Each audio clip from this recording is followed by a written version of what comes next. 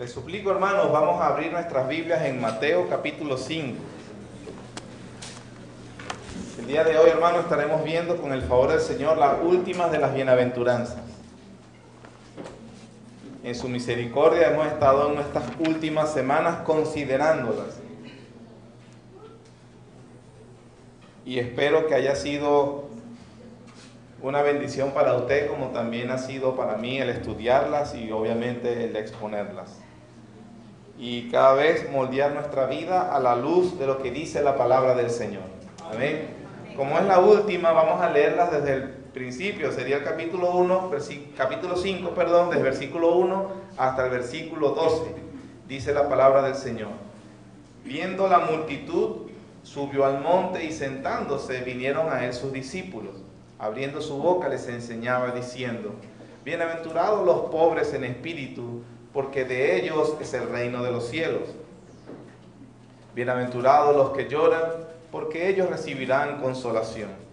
Bienaventurados los mansos, porque ellos recibirán la tierra por heredad. Bienaventurados los que tienen hambre y sed de justicia, porque ellos serán saciados. Bienaventurados los misericordiosos, porque ellos alcanzarán misericordia. Bienaventurados los de limpio corazón, porque ellos verán a Dios.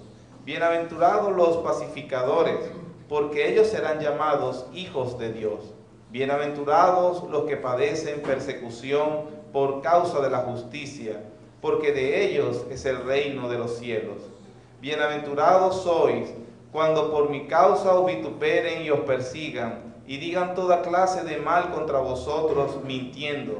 Gozaos y alegraos, porque vuestro galardón es grande en los cielos, porque así persiguieron a los profetas que fueron antes de vosotros.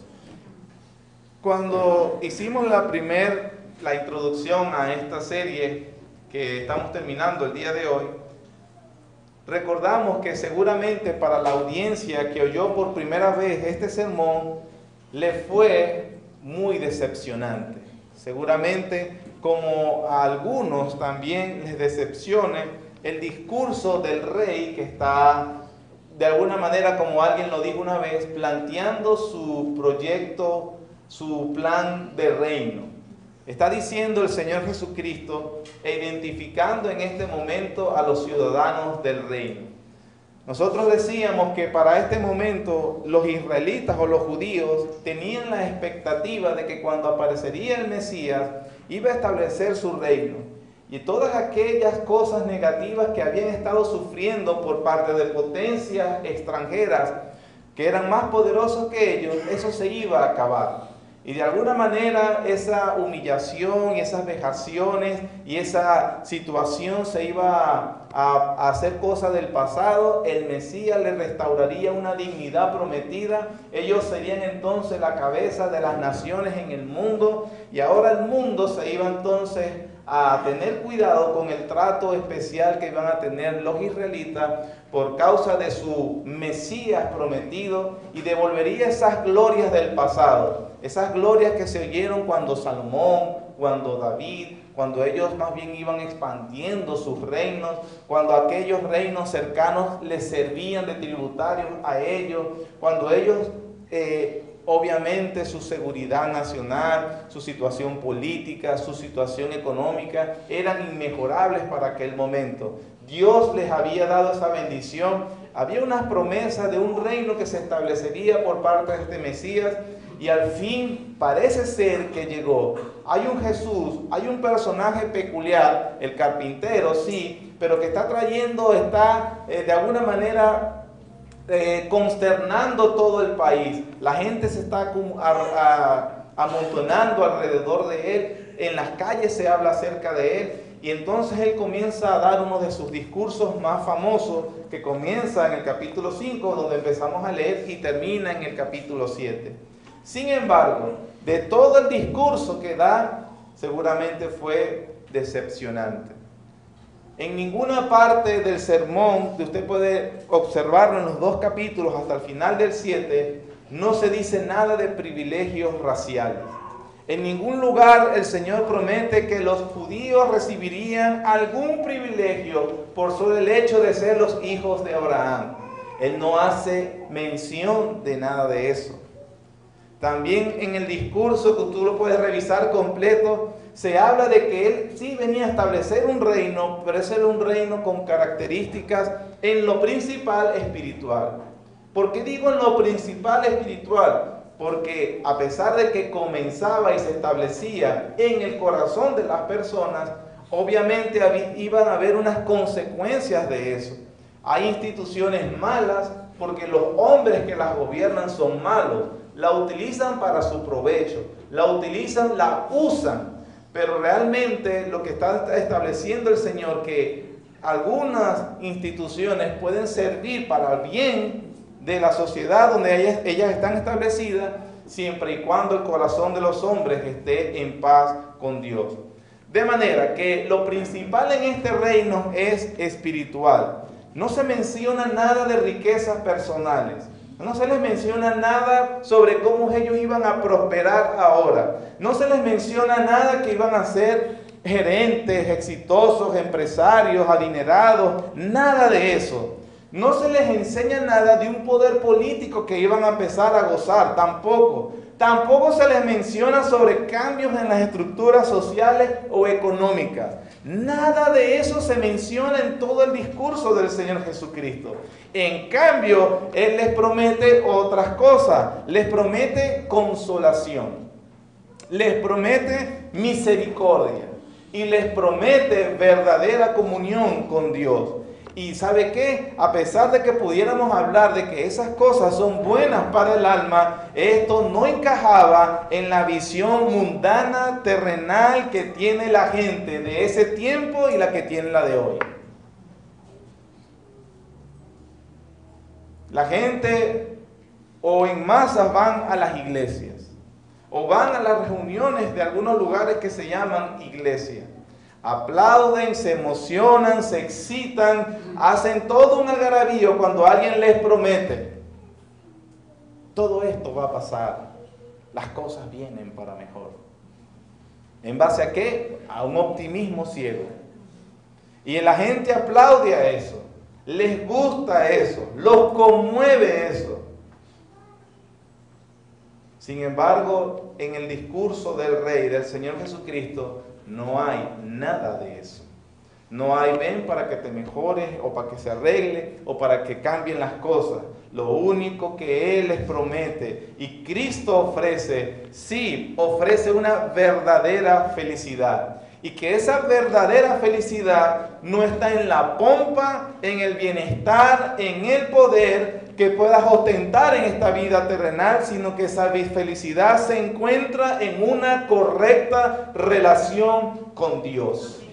Pero esa correcta relación con Dios comienza estando consciente de la condición espiritual de la cual eres. Bienaventurados los pobres en espíritu, bienaventurados los humildes, bienaventurados aquellos que son conscientes de su bancarrota espiritual, aquellos que entienden que no tienen nada absolutamente que ofrecerle a Dios, que son incapaces de ganarse la bendición de Dios, que no merecen nada de parte de Dios, que son dignos de la ira de Dios por causa de sus pecados, aquellos que realmente reconocen que son pobres, mendigos espiritualmente, no son un campeón, no son una princesa, no son un rey, no son un príncipe, son humanos pecadores violando la ley de Dios, han provocado la ira del Santo y Él se va a vengar por eso. Bienaventurados esos. No digo yo, el Señor Jesucristo. No importa que se pueda obtener en esta vida, si tú puedes tener, y no estoy diciendo que es una condición mala, el hecho de que tengas buena casa, buen trabajo, buen dinero, buen carro, comas en buenos lugares. La Biblia no condena ese estado. Algunos hoy, menos mal, me gustaría vivir así. Sin embargo, la Biblia dice que si no tienes a Dios, indudable e innegablemente eres un miserable. No se puede ser feliz, como hemos aprendido, con una conciencia culpable. Solo se puede ser feliz según la Biblia, según el Señor Jesucristo, como David habla en el Salmo 32. Bienaventurado aquel cuya transgresión ha sido perdonada y cubierto su pecado. Bienaventurado el hombre a quien Jehová no inculpa de pecado. Ese es un hombre feliz. En la bienaventuranza de hoy veremos la misma paradoja de las anteriores, porque se dice que van a ser felices algunos, no todos, que cumplan con el requisito, obviamente, o con la condición que habla el Señor. Si a usted le ha parecido como a mí que las otras bienaventuranzas, al estudiarlas y verlas a la luz de lo que dice la Biblia, fueron chocantes, bueno, la de hoy también se lo prometo. No le puedo prometer otra cosa, pero son las palabras del Señor Jesucristo. El mundo valora a aquellos que se quieren a sí mismos, aquellos que tienen una imagen, tú sabes, adecuada, aquellos que son reconocidos delante de otros, pero el Señor dice, no, bienaventurados los pobres en espíritu. El mundo valora a aquellos que se reponen ante las circunstancias, que son fuertes, que son empeñados, que tienen carácter fuerte, dicen ellos. Sin embargo, Jesús dice, no, pero bienaventurados los que lloran por su condición pecaminosa. El mundo valora, exalta y aplaude a los valientes. Nos gustan las películas como Conan el Bárbaro, nos gustan las películas como Rambo, se me cayó la cédula, ¿verdad?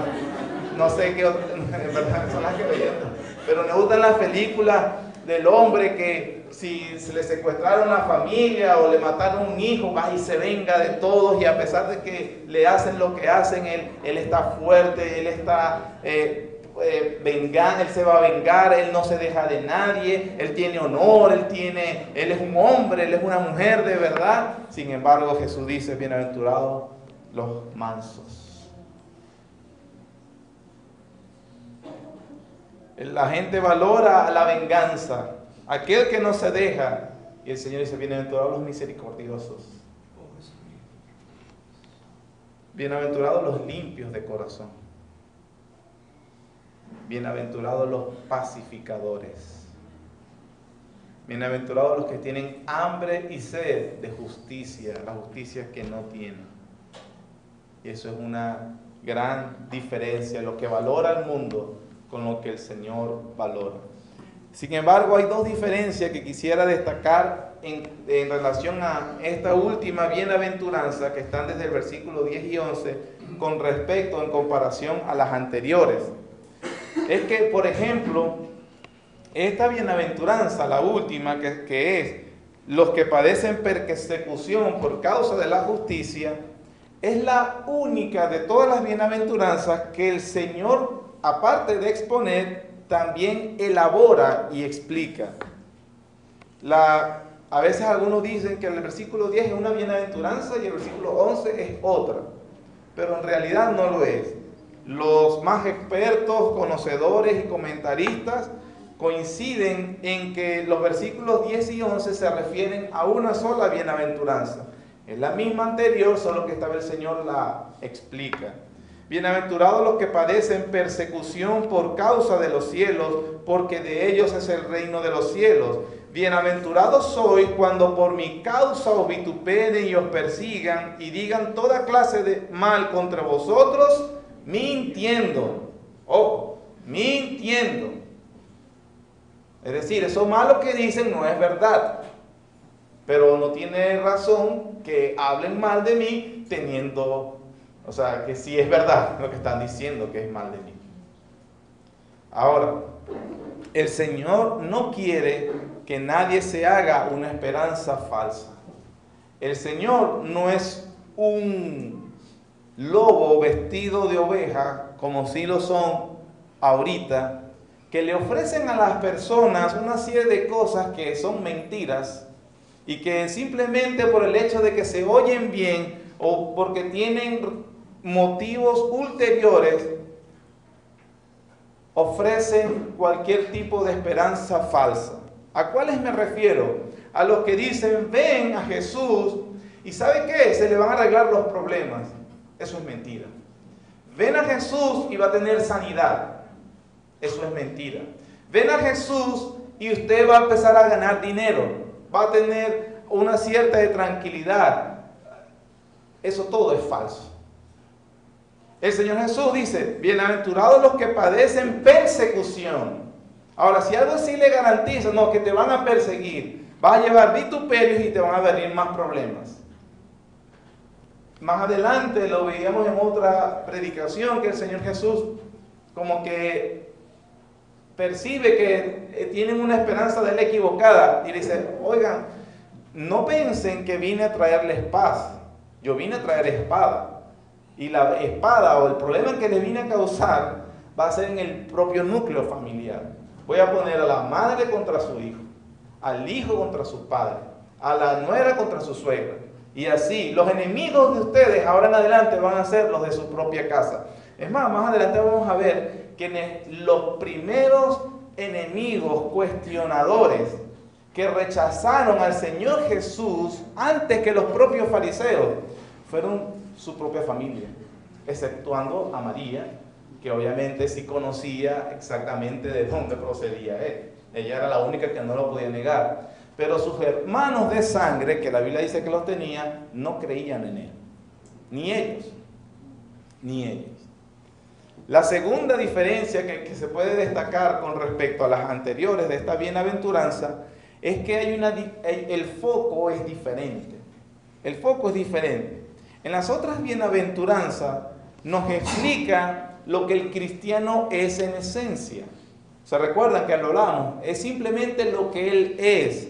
En esas bienaventuranzas se nos explica qué es lo que el cristiano anhela y qué es lo que el cristiano, cómo se comporta. Esa es la esencia de las otras bienaventuranzas. ¿Cómo es? Él es humilde, pobre en espíritu, él llora por su pecado, él es manso, él es misericordioso, es un pacificador. Nos está describiendo cómo es él, qué busca, qué es en su esencia. En esta bienaventuranza nos va a describir, pero no tanto cómo es él en esencia, sino que cómo se comporta el mundo con aquellos que despliegan estas cualidades de carácter. ¿Sí me expliqué? En esta bienaventuranza va a explicar cómo es el mundo ante aquellos que tienen estas cualidades de carácter, los que despliegan estas virtudes. En las otras bienaventuranzas nos llevaba el Señor, o el ejercicio que hacíamos a través de la predicación era evaluar nuestro cristianismo, nuestra profesión, de manera directa. ¿Por qué? Porque explicábamos cómo es uno que llora, pobre en espíritu, a que es humilde, y eso nos ayuda a evaluarnos directamente. ¿Soy yo humilde de esa manera? Y a veces, a pesar de que nuestra evaluación siempre debía ser prudente, por si podía yo, con la ayuda de Dios, decir, sí lo soy, entender que no lo soy lo suficiente como debo serlo y que debo mejorar. Pero también ayudaba a que otros me evalúen de manera directa. Soy humilde, soy manso, en verdad lloro por mis pecados, soy misericordioso, soy un pacificador. Estas bienaventuranzas nos ayudan a evaluarnos de manera directa. En esta bienaventuranza la diferencia es que nos lleva a evaluarnos, pero de manera indirecta. Es decir, nos ayuda a vernos, a evaluarnos cómo reacciona el mundo con nuestro cristianismo.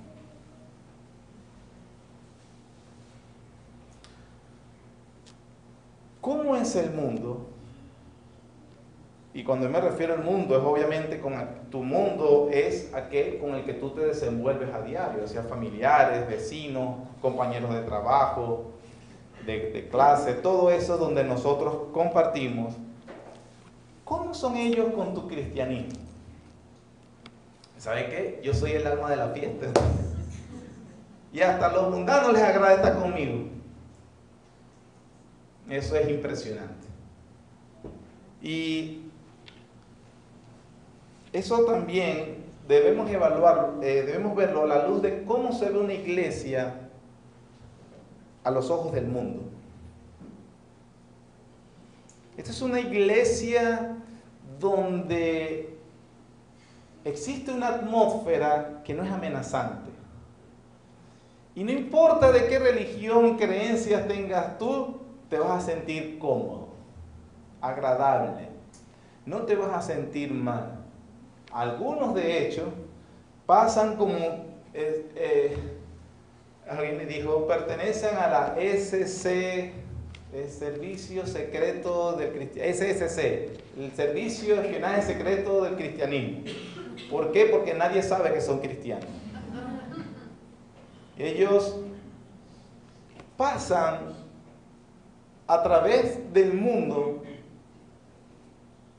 y no incomodan a nadie. Ojo, yo no estoy diciendo que el cristiano debe esforzarse por caer mal, pero la Biblia dice, hay algunos que se esfuerzan por caer mal, pero no es lo que nos enseña la Biblia. Solo que si tienes estas cualidades de carácter, vas a caer mal.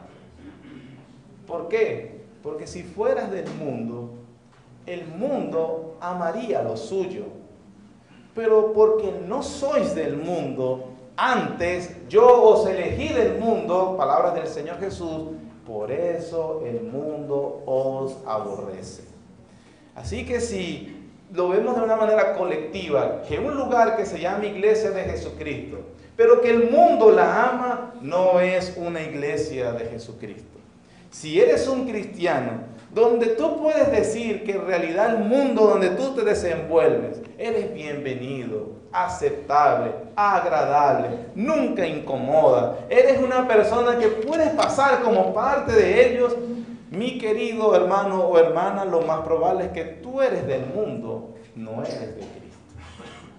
Porque sí dice la bienaventuranza, que son las palabras del Señor, ellos van a padecer persecución. Persecución. De manera que vamos la primera cosa que se nos enseña aquí. Creo que vamos a ver tres, si el Señor nos favorece. La primera es la realidad de la persecución. Dice el Señor Jesucristo, bienaventurados sois cuando por mi causa os vituperen y os persigan. Los especialistas en el lenguaje griego, que es donde se escribió originalmente el Nuevo Testamento, dicen que la estructura gramatical con la cual se escribió, o Mateo escribió originalmente estas palabras, se refiere a un acontecimiento que nunca va a pasar. Es decir, que se pudiera traducir, bienaventurados cuando los persiguieron y los siguen persiguiendo. Es una realidad que va a ser constante para todos los hijos de Dios que existieron, existen y existirán en el mundo.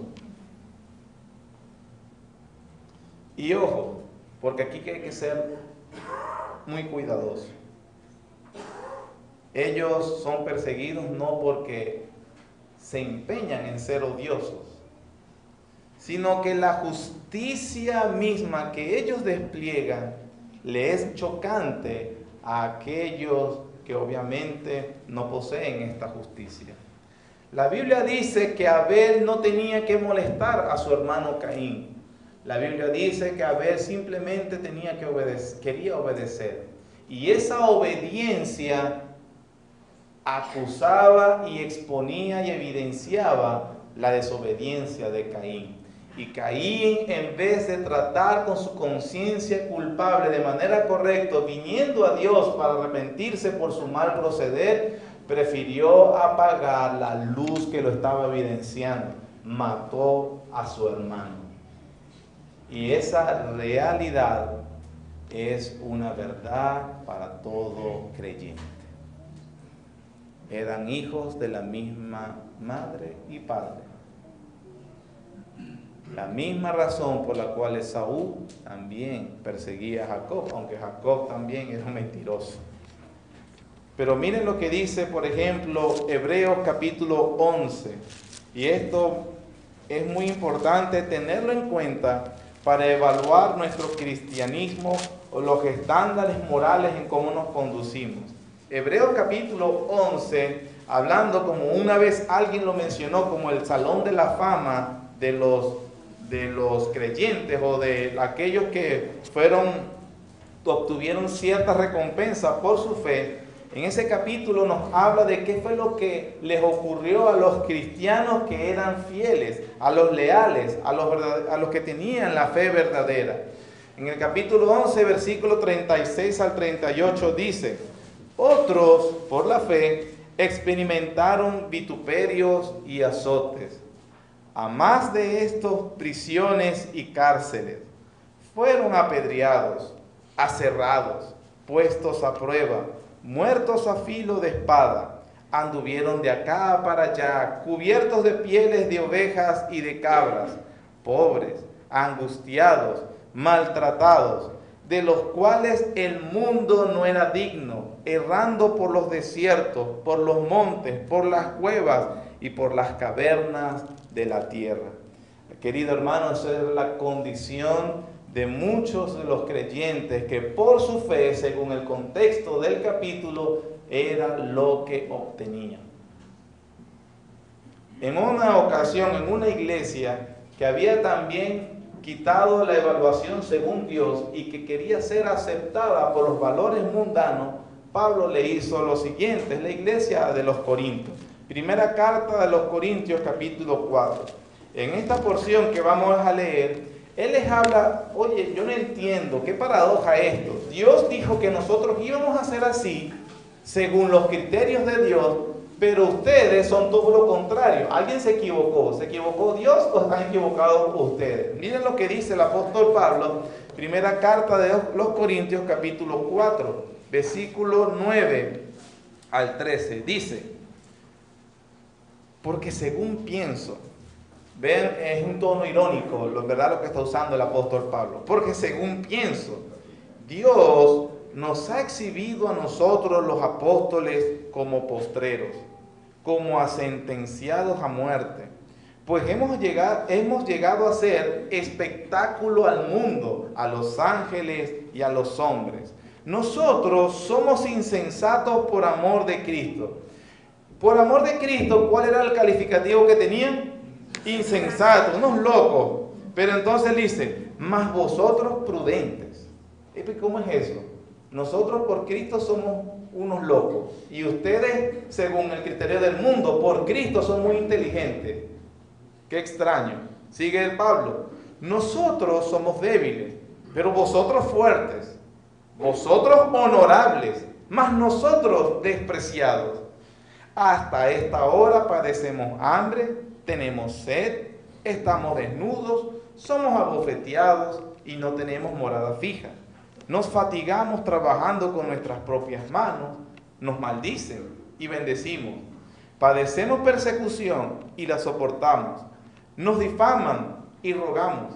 Hemos venido a ser hasta ahora, ¿como qué, hermanos? La escoria del mundo, el desecho de todos. Esto es como muy importante para aquellos que le quieren decir que como cristiano siéntase como un princeso. Eso no puede ser. Eso no puede ser, porque el Señor había establecido que los mismos apóstoles, inclusive ellos, iban a ser, según el criterio del mundo, la escoria y el desecho de todos. Es decir, que para los estándares del mundo, de la sociedad sin Cristo, no es un orgullo decirse cristiano. No es un orgullo, da vergüenza llamar a alguien hermano. Una cosa que en algunos lugares ya no se quiere ni llamar así, porque, no sé, ay, se va a sentir ofendido él, se va a sentir, ¿qué va a decir? Somos fanáticos religiosos. Ay, no, llamémonos de otra manera. Pero ¿sabe qué? A mí llámeme hermano, si es hermano, si no es hermano, no me llame hermano. Hermano, somos hermanos en Cristo. Uno de los títulos y distinciones más bonitas e importantes y nobles que nos da las Escrituras. Y hay unos inteligentes que dicen que mejor no usar. Hermanos, la persecución fue una realidad en los primeros siglos. Cualquiera que conoce la historia del cristianismo sabe que es así. La Inquisición y la persecución desde el siglo XII fueron realmente un terror para la iglesia en todo ese tiempo. En Inglaterra también, en el siglo XV, siglo XVI, a los puritanos sufrieron esa misma persecución. Empezó cuando en 1536 fue quemado William Tyndale, quien fue el primero en traducir la Biblia de griego a inglés para que el pueblo conociera la palabra del Señor. Fue quemado vivo por Enrique VIII o por órdenes de Enrique VIII. Más tarde, ustedes recordarán que la iglesia anglicana, la iglesia de Inglaterra, se había separado de Roma, pero más tarde una de las hijas de Enrique VIII, María, en su afán de hacer que regresara la nación inglesa o la iglesia inglesa a los pies del romanismo, emprendió una persecución atroz sobre todos aquellos que no creían en esta manera de pensar como la de Roma. La historia la conoce como María la Sangrienta o María la Sanguinaria. En ese sentido, todos los cristianos que han sufrido a través del tiempo son imitadores del Señor Jesús, el cual nunca hizo pecado, pero recibió el odio de toda la sociedad. Evangelio de Juan, capítulo 15.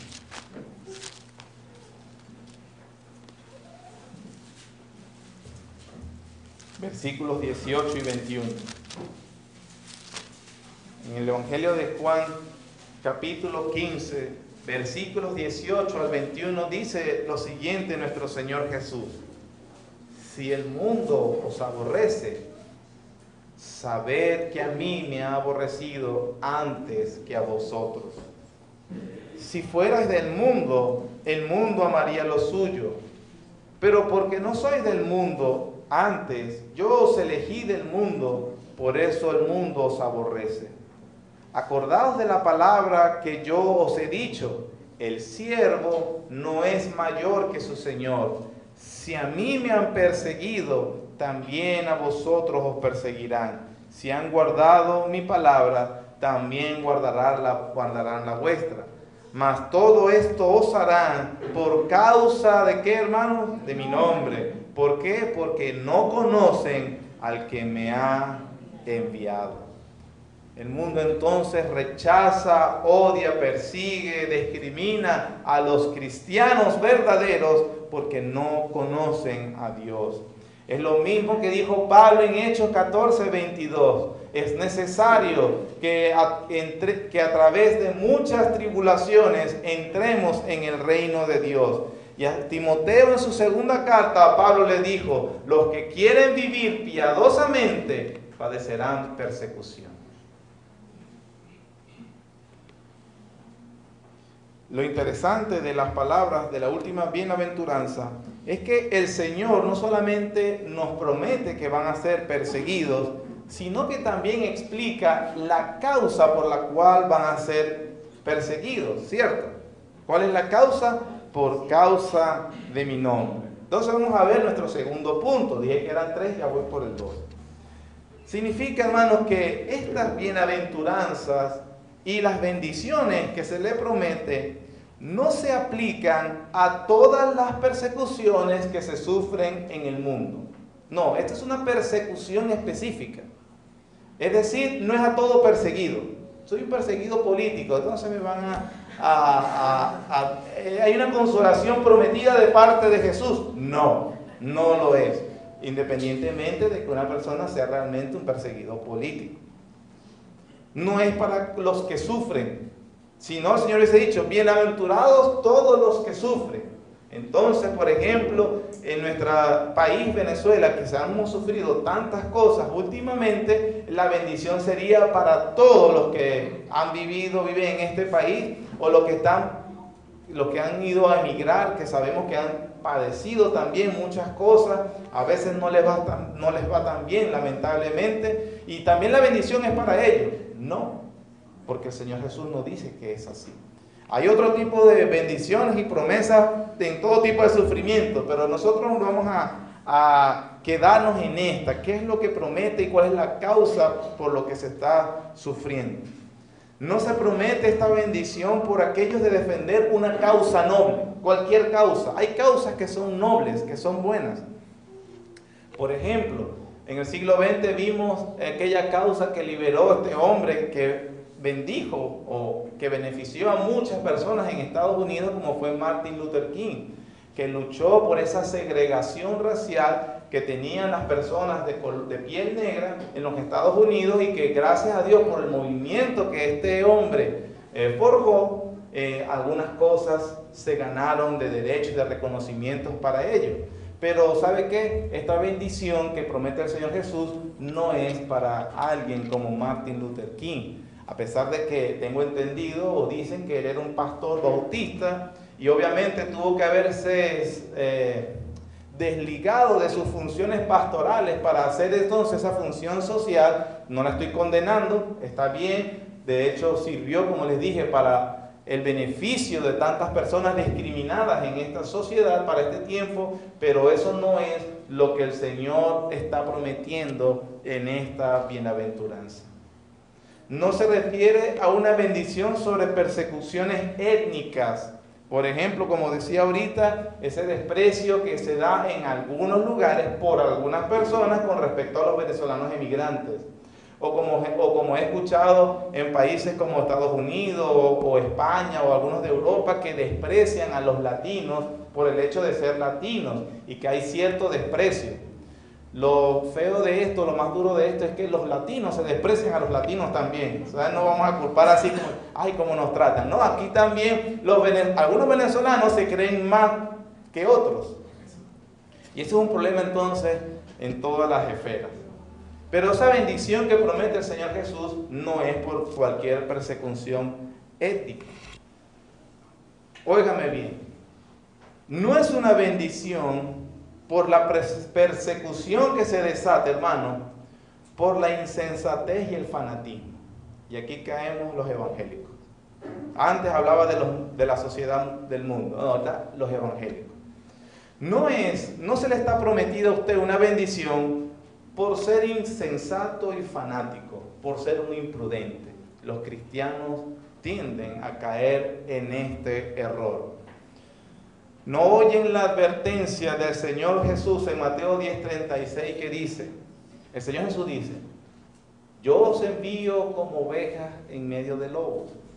Luego dice, sean sencillos como palomas y prudentes como la serpiente. ¿Quién nos está dando esa advertencia? Nuestro Señor. Nos dice que vamos a vivir en un campo minado. De manera que mientras estemos en ese campo minado, uno tiene que ser muy cuidadoso donde pisa.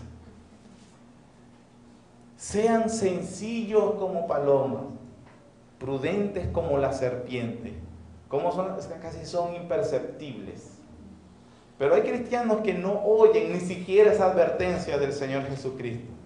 Y algunas personas no simplemente rayan en la imprudencia y en el fanatismo. Les doy un ejemplo. Digamos que nosotros decimos que queremos alcanzar esta cuadra para Cristo y esta manzana y toda, y ya parece algo muy noble. Entonces, ¿cuál es una buena idea? Vamos a comprar esas cornetas, esas que se usan en conciertos, esas que se usan, que se oyen en un estadio, que se oyen en varias cuadras. Entonces la vamos a poner ahí afuera, para que cada vez que estemos predicando, todo el mundo escuche lo que se está diciendo aquí. Vamos a cantar, pero vamos a cantar bien duro, para que toda esta cuadra y toda esta gente sepa que aquí se alaba al Señor. A pesar de que se oye muy bonito, eso es una imprudencia. Eso es ser molestoso. Entonces vemos después la comunidad, por supuesto, porque somos unos ruidosos, levantando firmas para ver si nos pueden cerrar la iglesia. Hermano, estamos padeciendo persecución, no se preocupen, y que me vengan a atacar ellos para ver si me van a callar.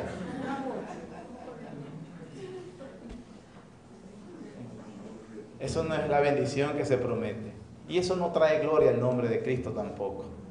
Eso es ser un ser fanático. A veces también uno los ve entrando a un hospital, a una plaza, agarrando un megáfono y empiezan a predicar. Las personas están cansadas, agotadas, porque obviamente están en un hospital aquí. Bueno, sabemos lo que es eso. Y de pronto se pone esta persona a hablar y hablar y hablar. Y no hay qué valentía. No, hermano, eso es ser imprudente y molestoso. Y a veces callen a ese loco, callen a esta persona, o mejor no me identifico como un cristiano. Estoy recibiendo la persecución prometida. No, eso es ser un imprudente y un insensato. Llegar a las casas, no, así eran los profetas. No, hermano, no eran los profetas. Hablan del desconocimiento del Antiguo Testamento. Jeremías, por ejemplo, predicaba, o estaba en el templo, o estaba en la corte real. Aparte de eso, que desconocen, era una teocracia, una sociedad que giraba alrededor, obviamente, del culto. Por lo tanto, un profeta era alguien reconocido y renombrado entre la sociedad. Pero eso no es una verdad en nuestra sociedad secularizada. Es decir, si usted realmente tiene muchas ganas de que las personas escuchen el Evangelio, usted pudiera invitarlos personalmente. Pero no aceptan la invitación. Bueno, no aceptan la invitación, no les podrás hablar. Pero eso es simplemente caer en imprudencia. Ir por las calles, megafoneando, poniendo música estridente. Eso es alguien molestoso. Eso no es sufrir por causa del Evangelio. Eso no es tener fe, hermanos. Eso es ser una persona imprudente. Tampoco es sufrir por la falta de gentileza. Es decir, que yo voy a predicar, pero nosotros debemos evitar la brusquedad, ser agresivos y la torpeza para comunicar. A veces como cristianos establecemos más peleas que en vez de conversar con un incrédulo, ser personas razonables, que argumentan adecuadamente y que tener prudencia de saber cuándo se deben decir las cosas. Hay contextos, y lo estoy diciendo bien consciente y bien responsable de lo que hay contextos, de hecho el Señor Jesús lo dijo, donde es mejor no predicar. El Señor Jesús dijo que no había que echar las perlas a los cerdos, porque si le echaban las perlas a aquel espécimen que está acostumbrado a comer la cáscara, la concha del cambur, van a volvernos a nosotros y nos van a despedazar. No es prudente, y un consejo, hermano, decir que usted va a evangelizar a la familia cuando hay una reunión donde hay bebida. Apágame la música ahí, que yo tengo que decirle aquí a la familia.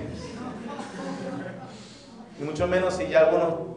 Y que por lo general ya yo he constatado que en toda familia hay siempre un cómico, hay siempre uno que es el burlista, hay uno que es el irónico, hay uno que obviamente lo que va a hacerte es ridiculizar delante de los demás. Y ¿sabe qué? También el incrédulo, un dato que le doy, el incrédulo cuando se siente acompañado se esmera por ponerse más necio de lo normal. Y tú vas a predicar ahí. Es mejor agarrarlos solos. Usted no ve que los leones cuando cazan dispersan a la manada. Es mejor agarrarlos individualmente. Es mejor conversarlo cuando esté sobrio. Hay familiares, yo por ejemplo tengo un tío que llora siempre que está borracho. Se pone a llorar y se pone a llorar y está sensible. No me está prestando atención. Es mejor buscarlo en otro momento. Entonces, hermano, sea prudente.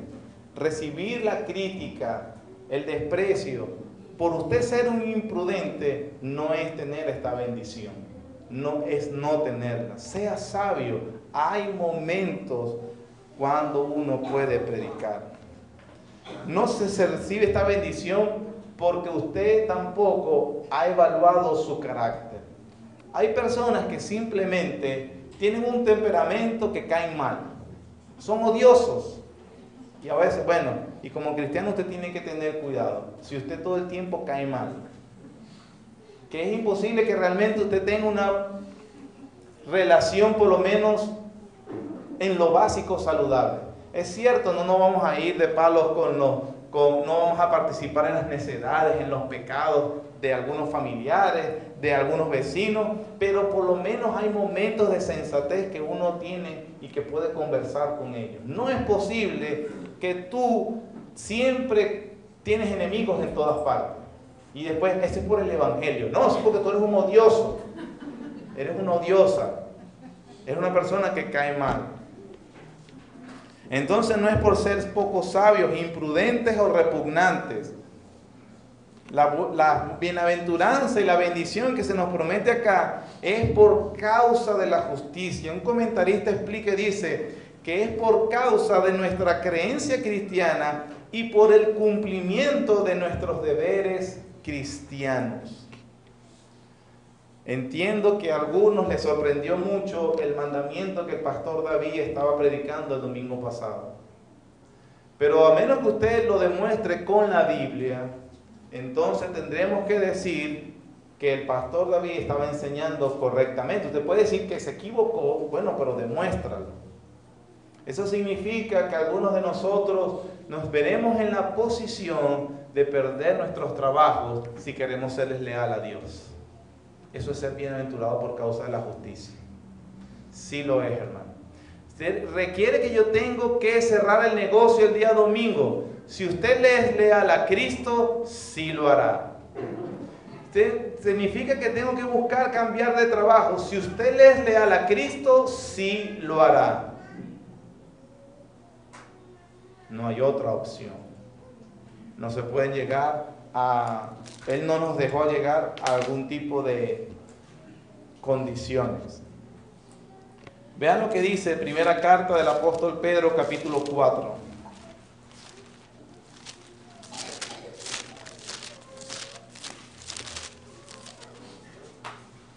Primera de Pedro, capítulo 4, versículos 12 hasta el 16. Dice: Amados, no os sorprendáis del fuego de prueba que os ha sobrevenido, como si alguna cosa extraña os aconteciese, sino gozaos, por cuanto sois participantes de los padecimientos de Cristo, para que también en la revelación de su gloria os gocéis con gran alegría. Si sois vituperados por el nombre de Cristo, sois ¿qué? Bienaventurados, porque el glorioso Espíritu de Dios reposa sobre vosotros. Ciertamente, de parte de ellos Él es blasfemado, pero por vosotros es glorificado.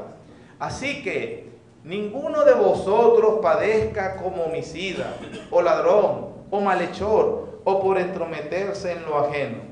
Pero si alguno padece como cristiano, no se avergüence, sino que glorifique a Dios por ello.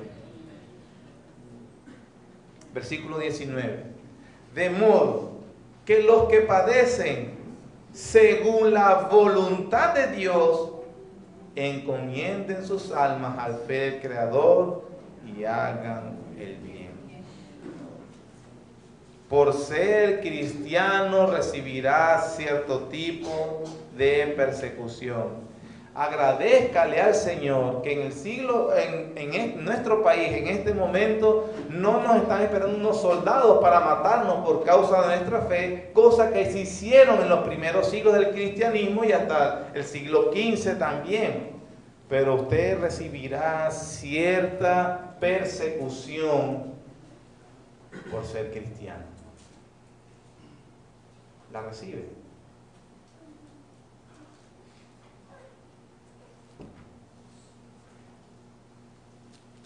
Ser perseguido por causa de la justicia es equivalente a ser perseguido por parecerse a Cristo.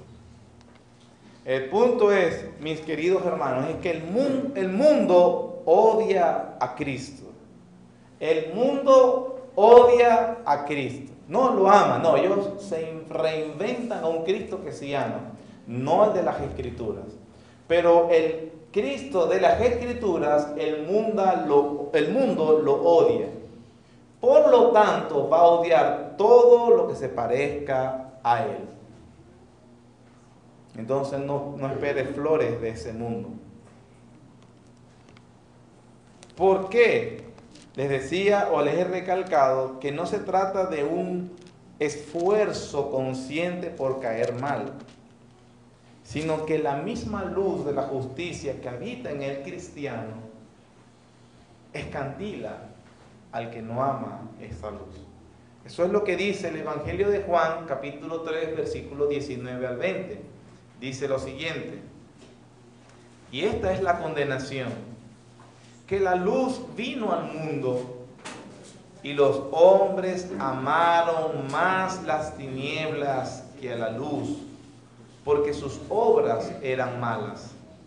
Porque todo aquel que hace lo malo, aborrece ¿a quién? A la luz. Y no viene a la luz para que sus obras no sean reprendidas. Se refiere, por supuesto, en primer lugar, Juan, a esa luz que era Cristo, porque él dice que Él era la luz del mundo para ese momento. Pero que las tinieblas, el mundo que no está en luz, no lo apreciaba, no lo atesoraba, no lo reconocía, porque aborrece a la luz. Pero el Señor Jesucristo dijo en el mismo Sermón del Monte: vosotros sois la luz del mundo. Hermanos, ¿y qué va a pasar con la luz del mundo? Que aquel que está en tiniebla le desagrada. La sola justicia personal, no esforzándose por caer mal, sino que la propia justicia que mora en el creyente, esa luz que mora en el creyente, es molestosa para el mundo. Juan capítulo 7, que estamos aquí cerca, volteé unas par de hojas. Juan capítulo 7, versículos 1 al 7. Después de estas cosas, andaba Jesús en Galilea, pues no quería andar en Judea, porque los judíos procuraban matarle. Estaban cerca la fiesta de los judíos, la de los tabernáculos, y le dijeron, ¿quiénes? Sus hermanos, está hablando de sus hermanos de sangre: sal de aquí y vete a Judea, para que también tus discípulos vean las obras que hace, porque ninguno que procura darse a conocer hace algo en secreto. Si estas cosas hace, manifiéstate al mundo. Parecía como que estaban interesados en él, pero era que estaban avergonzados de él. Versículo 5: porque ni aun sus hermanos creían en él. Entonces Jesús les dijo: mi tiempo aún no ha llegado, mas vuestro tiempo siempre está presto. Versículo 7, hermano: no puede el mundo aborreceros a vosotros, mas a mí me aborrece, porque yo testifico de él que sus obras son malas. Entonces él decía a sus propios hermanos: no, ese odio, porque ellos lo que no querían era tener ya más problemas. Es como aquel hijo que es antisocial y que obviamente trae problemas a toda la familia. Pero obviamente la animadversión que se tenía al Señor Jesús no era por delito, sino porque era muy justo, era el más justo de los hombres que ha pisado esta tierra. Y sus propios hermanos: no, pero vete de aquí, porque concha, ya no me quieren vender pan por culpa tuya.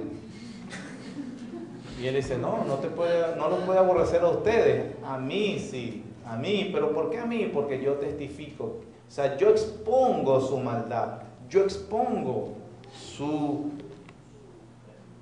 incredulidad. Entonces tendremos persecución porque el mundo aborrece a Cristo y obviamente aborrece al cristiano. La sola presencia del cristiano es una molestia. Por eso, cuando alguien se siente amenazado por el cristiano, en primer lugar lo odia y en segundo lugar busca encontrarles todas las faltas que pueda y se las va a exponer.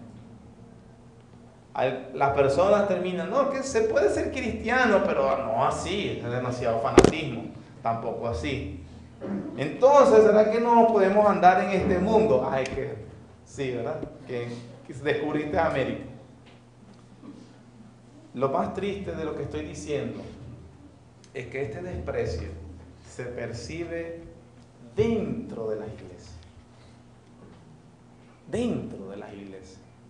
Porque nos sentimos muy cómodos con nuestro cristianismo.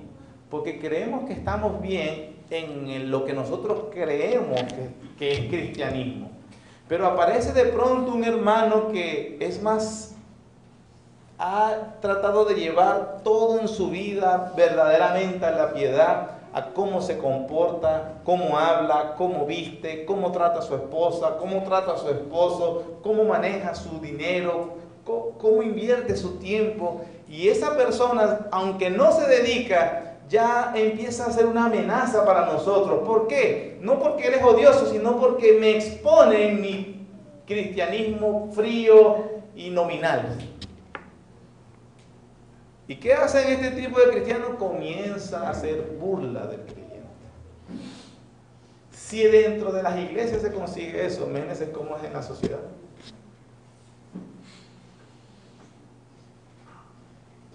Realmente debemos tener mucho cuidado. El mundo odia al cristiano por la visión absoluta que él tiene de la vida. Sobre todo con respecto a la salvación. ¿Qué dice un cristiano? No hay muchos caminos. Hay uno solo, Jesucristo. Y si es Jesucristo, todas las demás religiones están equivocadas. Eso es cristianismo, hermano. Todas. No, pero no son todas iguales, no van al mismo Dios, a la final es tu manera, es mi manera. No, hay una sola manera, el que dice la Biblia. Del resto, todas son falsas. Y ese absolutismo es repugnante. Pero no porque nosotros lo establecemos así, es porque la Biblia lo establece así. Hace poco estaba en un lugar donde contaron la canción. Y oiga, porque no se trata, hermanos, de lo mundano, lo diabólico. Entonces usted se imagina al rockero que está diciendo en contra. Hay la canción de este grupo popular venezolano, Un Solo Pueblo, si no me equivoco. Dice, cuando Bolívar nació, Venezuela pegó un grito diciendo que había nacido un segundo Jesucristo. Es una blasfemia. Independientemente que no lo hicieron con ese sentido, la gente no lo canta en ese sentido y lo quieran racionalizar y justificar, es una blasfemia. El mundo no entiende la visión absoluta que tiene el cristiano, ni sus juicios morales absolutos. Mentir es pecado, siempre. ¿Depende de la condición? No, pecado siempre. ¿Quién puede vivir así? El mundo va a aborrecer. ¿Adulterio? Es que ella no me atendía. Es que ella no me trataba bien. Es que la tentación era muy fuerte. O sea, la culpa es de todo el mundo. No, tú eres un adúltero.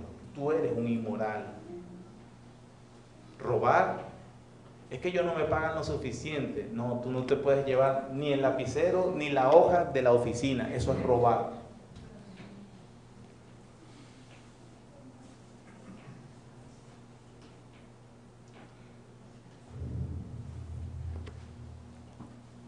Los homosexuales. Es que existe el gen homosexual. No existe ningún primero. Pero en segundo lugar, la palabra del Señor dice que es pecado. Ojo, debemos ser sensibles para comunicar la verdad también. Sin embargo, debemos decir, el estándar cristiano es absoluto. Es pecado y deben arrepentirse. Y ese tipo de lenguaje absoluto no cabe en este mundo que supuestamente valora la diversidad. La diversidad mientras no sea cristiana, porque ninguno dice, vamos a aceptar los cristianos. Usted puede confesar que es drogadicto, y bueno, hay que ayudarlo, el pobre necesita ayuda, comprensión. Usted puede decir que es homosexual, lesbiana, transgénero, cualquier cosa, y usted va a ver un poco de asociaciones tratando de defender sus derechos. Diga que es cristiano, arcaico, ignorante, tonto, estúpido, retrógrado. ¿Por qué? Porque si fueras del mundo, el mundo amaría lo suyo. Antes, porque no soy del mundo. cristiano sabe que hay verdades inamovibles e innegociables. El mundo odia a los cristianos porque ¿sabe qué? Porque son hijos del diablo.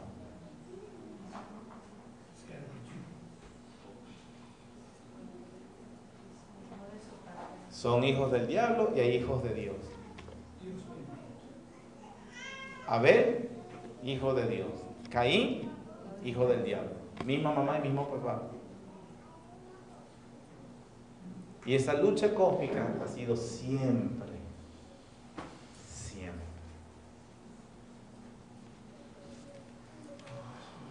Gálatas capítulo 4, 29.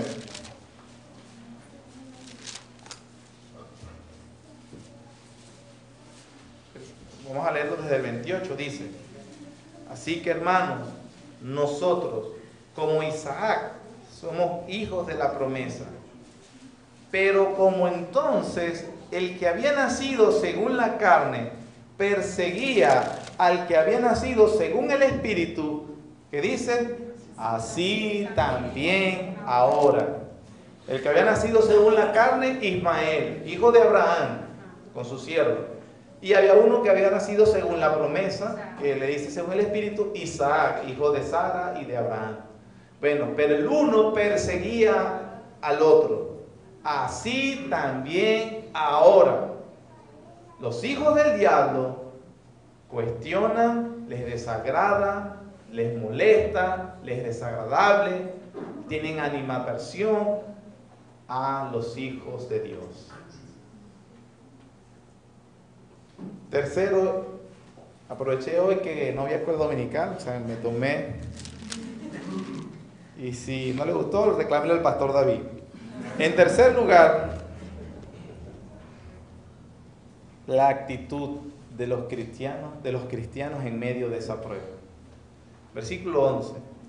Bienaventurados sois cuando por mi causa os vituperen y os persigan y digan toda clase de mal contra vosotros, mintiendo, ¿verdad? Versículo 12. Gozaos y alegraos, porque vuestro galardón es grande en los cielos, porque así persiguieron a los profetas que fueron antes de vosotros. En medio de esta animadversión que el cristiano se le promete recibirá y que va a recibir de alguna manera, ya sea que no nos matan o nos torturen físicamente, pero recibiremos el desprecio de un familiar, la burla, y bueno, de diferentes niveles en que venga esta persecución. La Biblia dice que hay una actitud en medio de esa persecución. Y no es, estoy triste, deprimido, llorando, porque nadie me quiere, soy el patito feo, siempre me está... No, aquí no hay autocompasión. El cristiano está gozoso, alegre. No por la persecución en sí. Eso es ser un masoquista o un estoico, y no se necesita ser cristiano para hacer eso. Es por el fruto de eso, por la razón. Porque dice Jesús, eso evidencia que el Espíritu de Dios está en ti. Eso confirma que tú eres un hijo de la luz. Eso, de una manera, es un medidor objetivo de que realmente estás viviendo o que no estás autoengañado. ¿Cuál? Creo que yo no encajo en el mundo. ¿Cuál? No encajo en el mundo, hermano. Y gloria a Dios porque no encajemos en el mundo. Esa segregación nos dice que no somos de este mundo, que somos ciudadanos del reino, que no nos movemos por las mismas razones, no buscamos los mismos objetivos. Gloria sea a ti, Señor. Confirma que soy tu hijo. Confirma. Y eso me hace gozar y me hace alegrarme. No la persecución en sí, la vamos a sufrir, nos dolerá. Algunos serán de parte de una madre, de un padre, será de parte de un esposo, de una esposa, de unos hijos, de esa persona que obviamente es importante para nosotros. Y eso obviamente nos duele, pero al mismo tiempo una paradoja cristiana, el gozo espiritual que nos ayuda en medio para sobrepasar todas esas circunstancias negativas. Oh Señor, soy hijo de tu reino. Esto evidencia que estoy mostrando estas cualidades de carácter. Porque es una paradoja completa. Porque ¿quién va a despreciar a un humilde, manso, que llora por sus propios errores, misericordioso, pacificador? Uy, ese hombre lo va a querer todo el mundo. No, resulta que es odiado por eso. Tanta luz escandila, tanta justicia escandila el que está en oscuridad, quiero decir. Pero al mismo tiempo el cristiano se goza cuando está en la compañía de los santos de Dios. Cuando ve que otro sufre por las mismas causas que él ha sufrido, dice la Biblia, nos volvemos compañeros, encontramos familia. Dice la Biblia, aquel que deje todo eso recibirá en esta tierra 100 veces más. Porque nosotros hemos visto cómo también en el pueblo de Dios hemos tenido esa madre que despreció, o ese padre que despreció, ese hermano que nunca tuvo con nosotros, y Dios nos ha dado hermanos de más, madres, padres, hijos, hijas, y en el reino venidero, y en el siglo venidero la vida eterna con nuestro Dios. Lo que ha prometido el Señor. Para terminar, entonces recuerdo, primero, como siempre, llamando a que vengas a arrepentimiento y fe. Si escuchaste atentamente, yo no te prometo que te vaya ahora bien. El Señor Jesús te promete persecución por causa de creer en Él. Pero también te promete guardarte, bendecirte, de una verdad, con una verdadera felicidad. Bienaventurado. Y esa paz no es como la da el mundo. Es una paz que no la puede quitar el mundo. Amén. Oh Señor, gracias. Te damos por tu misericordia y bendición. Por permitirnos, Señor, estudiar este cuadro, Señor, que tú estableciste en los primeros 12 versículos de Mateo capítulo 5. Señor, a través de esta serie hemos caído en convicción de tantas carencias que tenemos, tantas equivocaciones y visiones incorrectas de lo que es el verdadero cristianismo. Padre, yo te ruego en el nombre de Cristo que tu Espíritu Santo nos convenza de pecado, de justicia y de juicio, para que entonces aclamemos por la verdadera justicia, la justicia que no está en nosotros, sino que viene de tu Hijo Jesucristo, quien murió y resucitó por nosotros. De manera, Señor, que nuestra alma vuelva a nacer de nuevo, venir en fe y arrepentimiento para ser sensibles a estas realidades espirituales. Y que nosotros, por supuesto, a medida que avanza el tiempo en nuestro peregrinar acá en la tierra, Señor, tú entonces nos ayudes a reflejar de manera más clara y diáfana estas virtudes de carácter que evidencian que somos cristianos. Ayúdanos cuando recibimos la persecución, el vituperio, la burla, a que no lo veamos como algo extraño, pero más bien nos gozamos porque eso implica o explica que no somos de este mundo, que no nos movemos según sus valores, que no nos dan risa las cosas que ellos le dan risa, y que, Señor, que nos perturba aquello que a ellos les da gozo. Gracias, Padre, por trasladarnos del reino de las tinieblas y de Satanás al reino de tu amado Hijo, al reino de la luz admirable. Gracias, Señor, por tu bondad. Y permítenos, fortalécenos en medio de la dificultad, glorificarte siempre.